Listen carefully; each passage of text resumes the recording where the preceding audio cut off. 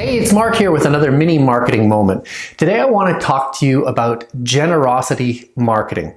Now, this is a pretty profound idea. I first read about it in this new book by Seth Godin called This is Marketing.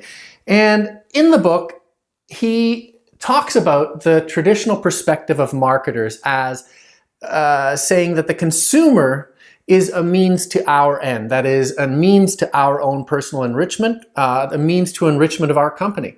And he said this is fundamentally wrong, especially today where consumers are more and more in the habit of getting a lot of free stuff before they're actually asked to obligate and say, okay, I'm going to buy something.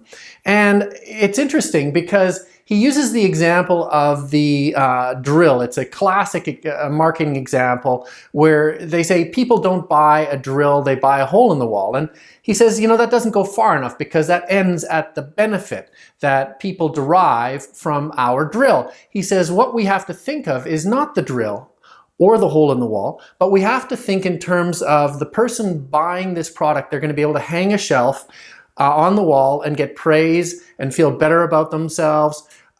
These are all kind of things that we never ever think about as marketers. We always stop at, if they buy our drill, they are going to get a hole in the wall, job well done.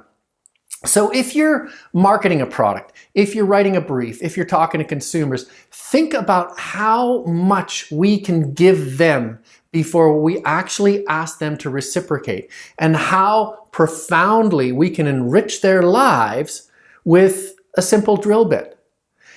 It'll change the way you look at consumers. Think generosity. If you like these mini marketing moments, make sure that you click the link below to subscribe. I put one out every few weeks and you don't want to miss any. Have a great day.